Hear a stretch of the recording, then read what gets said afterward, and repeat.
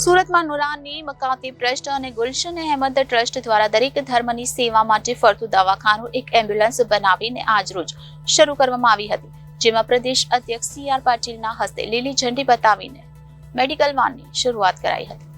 લોકોની સેવા કરવા માટે નુરાની મકાતીબ ટ્રસ્ટ અને ગુલશન અહેમદ ટ્રસ્ટ દ્વારા અનોખી પહેલ કરાઈ છે, જેમાં મોંઘી દાટ દવાઓની ખરીદી કરીને માત્ર 20 રૂપિયામાં નજીવા ભાવે દરેક ધર્મના લોકોના ઘરે સુધી જઈ દવા આપવામાં આવશે।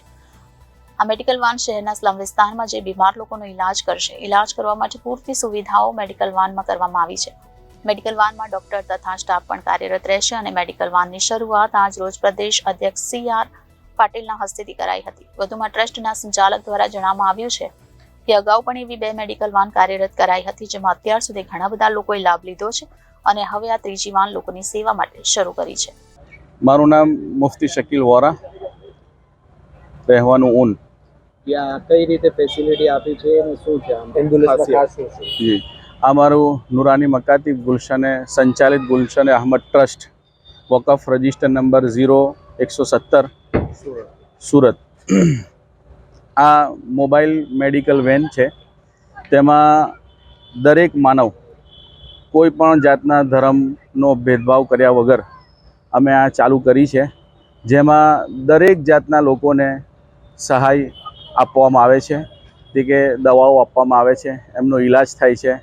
ખાલી બસ નહીં જેવી ફીસની અંદર 10-20 રૂપિયામાં અમને સારી દવાઓ આપવામાં આવે છે। અને આ ટ્રસ્ટનો એક જ કારણ છે કે બધા જે ગરીબ છે, મીડિયમ લોકો છે, એ લોકોને સારી દવાઓ મળે, એમનો ઈલાજ થાય, તેમના ઘર આંગણે જઈને આ અમારું ટ્રસ્ટ જો છે એનો ઈલાજ કરે છે બધા મરીઝોનો।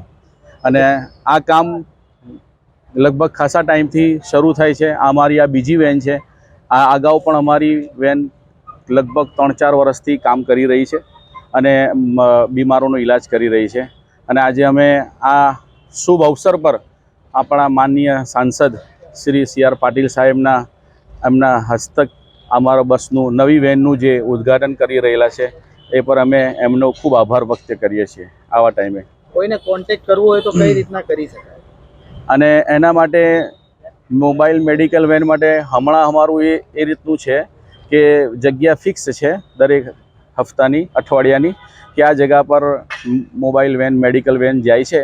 ત્યાં બધા લોકોને એક ઇલાકામાં જઈને ઊભી રહે છે અને ત્યાં જઈને એલાન કરે છે કે ભાઈ હોસ્પિટલ અને મેડિકલ વેન આવી ગઈ છે, જેને જરૂરત હોય દવા માટે પહોંચી જાય।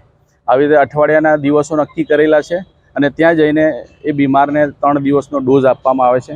પછી બીજા અઠવાડિયે એ જ જગ્યા પર વેન હોય છે, જેથી કરીને એ પેશન્ટને પાછું મળવું હોય ડૉક્ટરને તો મળીને પાછી દવા બી લઈ શકે છે અને ડૉક્ટર એમને સારી સલાહ બી પાછી એમને આપી શકે છે। Reporter Arvind Rathod, Janadesh news, Surat.